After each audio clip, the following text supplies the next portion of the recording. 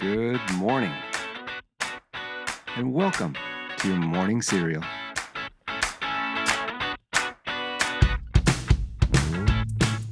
Okay, good morning, and welcome to Monday. I hope you had a restful and relaxing weekend, and believe it or not, the next weekend we enjoy will be in the month of March. Now, I know time goes by faster as you get older, but I feel like 2025 has shifted into sixth gear. This year is flying by. But let's not get ahead of ourselves. We still have 5 days left in arguably the best month of the year. I'm not sure if anyone is actually debating that, but I'm just putting it out there. Okay, grab some salsa over lunch or dinner because today is National Tortilla Chip Day. Let's go ahead and double dip into our two quotes today. One fun, nostalgic quote, and then a second quote to tease our book review later in the episode. Hopefully, one of these quotes will speak to you and kickstart your day and your week in a positive direction. The first quote is from David Lee Roth. He's the original singer of the rock band Van Halen. And this quote kind of cracks me up because it has some real truth to it. Here's what Roth said, quote, "The problem with self-improvement is knowing when to quit," end quote. There's a lot of truth to that. Some people can really go overboard with self-improvement. But let me assure you, that is not the case here on Morning Cereal. We are knocking it out of the park on our very healthy self-improvement. Okay, today's teaser quote from the book review is, quote, "Takes the wisdom and the patience of angels to transform the bristling negative into an affirmative," end quote. And as usual, we'll unpack that here in just a few moments. But first, let's jump into our usual dose of fun and historic facts from this day in history. Today's news facts and birthdays are for February 24th. We're starting way back in 1868. That's when U.S. President Andrew Johnson, he was impeached on this day by the U.S. House of Representatives. And he was impeached because of his lenient Reconstruction policies regarding the South after the Civil War. And that angered radical Republicans in Congress. Then in 1955, that's when Steve Jobs, the co-founder of Apple, the charismatic pioneer of the personal computer era, he was born. In 1988, the U.S. Supreme Court defended the right for public figures to be satirized. And in 1991, U.S. ground operations began in the Persian Gulf War, more than a month after an air attack war was launched against Iraq to free Iraqi-occupied Kuwait. Then in 2014, and I didn't hear about this at the time, but apparently a 4.4 billion year old crystal was discovered, and it was thought to be the oldest known fragment from the Earth's crust. And lastly, if you were flipping through the TV guide on this date back in 1995 during prime time, you would have been able to choose some shows like The Wonder Years, or Doogie Howser MD, Home Improvement, Coach, or Unsolved Mysteries. There's a bit of nostalgia for you. Well, happy birthday if today is your birthday. You share a birthday with the shortest list thus far.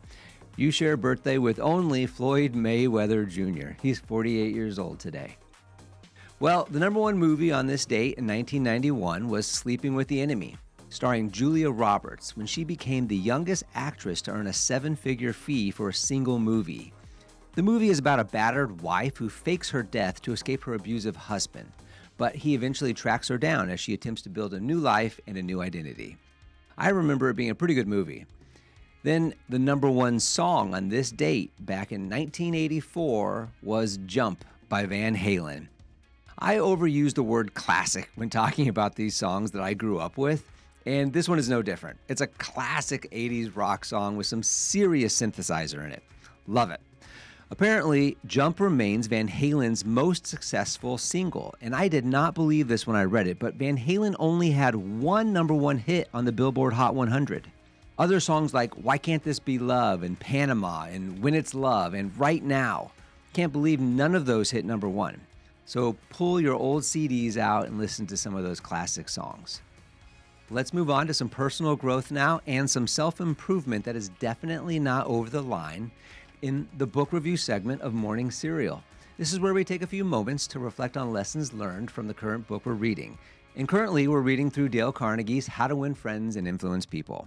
It's a timeless book that is consistently in all the must-read lists, and it's packed with rock-solid advice and actions for us all to use and build healthy foundational concepts to live by. Well, last week, we finished up Chapter 4 of Part 3, which was entitled A Drop of Honey.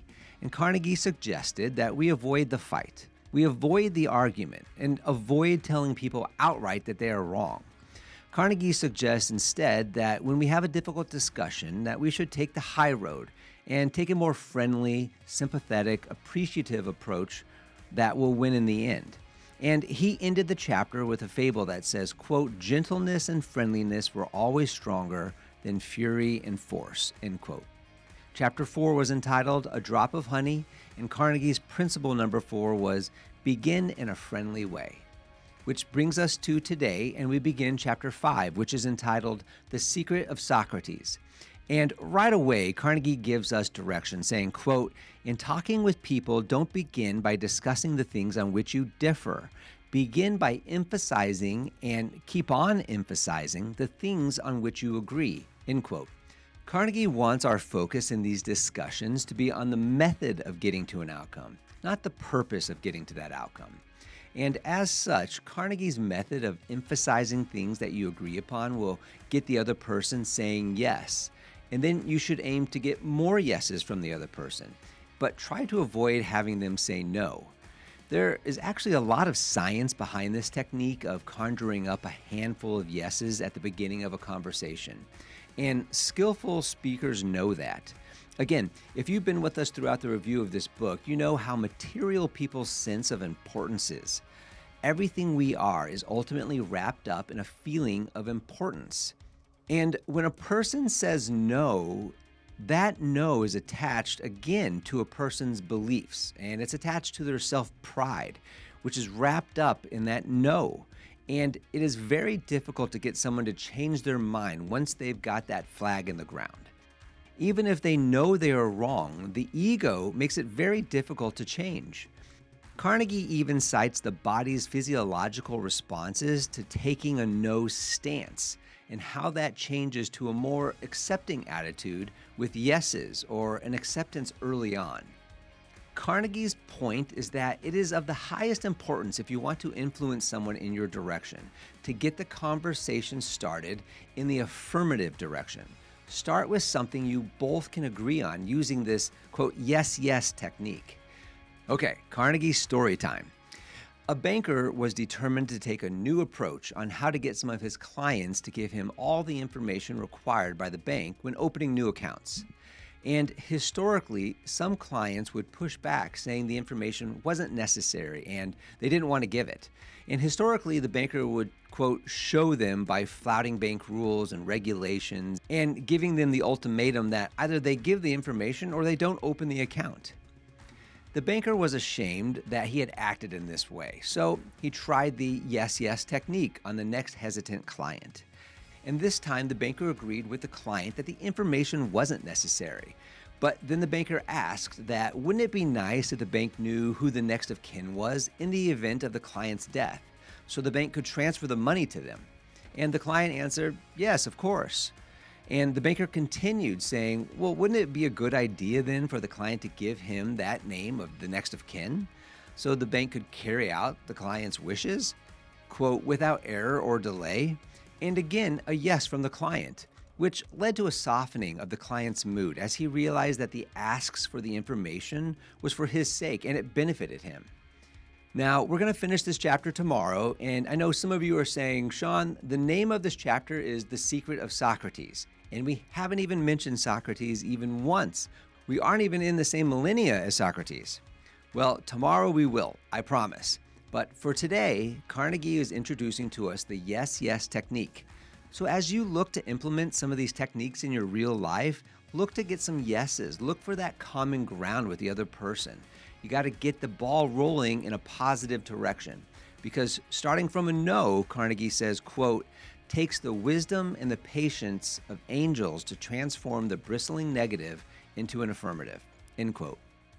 Okay, we have a Monday and a whole week ahead of us. And if that seems a bit daunting this morning, remember, inch by inch, life's a cinch. Yard by yard, life is hard. Again, it rhymes, so it has to be right. Well, thanks again for joining us today. Join us again tomorrow when we actually do talk about Socrates, and have a fantastic day.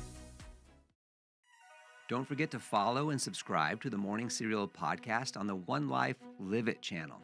You can find more episodes and videos by visiting our YouTube channel and the website at Sean Inglis and at SeanInglis.com, where you can also follow our other podcasts, the Mr. and Mrs. Inglis podcast and the Life Happens podcast. In these other podcasts, we'll dive deeper into everyday issues, self-improvement and well-being, business and finance, and we welcome special guests too. So join us. It'll be a good time, I promise. Thanks again for listening. Have a fantastic day, and we'll see you tomorrow.